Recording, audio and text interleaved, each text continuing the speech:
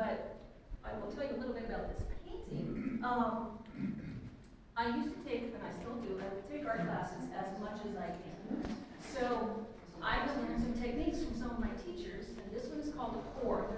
So basically, it's different than just taking a paintbrush and some watercolor and a palette painting on the paper. You soak your watercolor paper in water, get it really wet, and then you use something like this. So I had a whole set of these. These are Doc Martin's Hydrus, and it's a fine art watercolor, but it's concentrated. And to get this, if you tried to take your paint palette and get the water in there and get the thickness and the intensity of color, it would be very hard to do. You could do it. Some people do.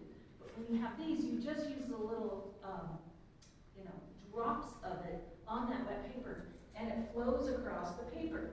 The only problem is, sometimes you don't want it to go over the whole paper. So first, you have to draw your subject and then use something like masking or even some people use tape, and they cover the area, so I cover the bird, basically, with a masking, and that's kind of a thick, gummy stuff that you can peel off later. So I pour it on the color on this very wet sheet. It's very messy. I have a big tarp, and try not to get it over the floor and everywhere else where your clothes.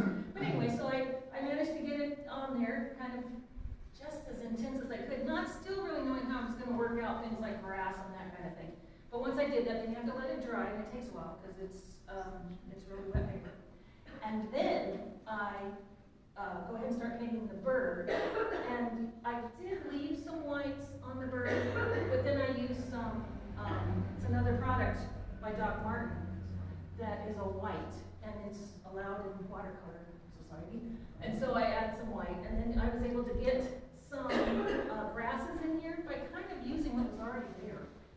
So it's a really fun way, and it's a little bit different technique than a lot of artists use, but you get a very lovely background and flow. I just did this one yesterday to show you kind of the same thing.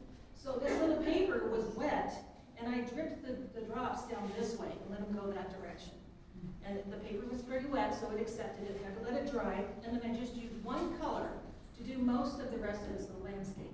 And you see how lovely the background is, and you get that, just that feeling that there's depth, and yet it's still loose.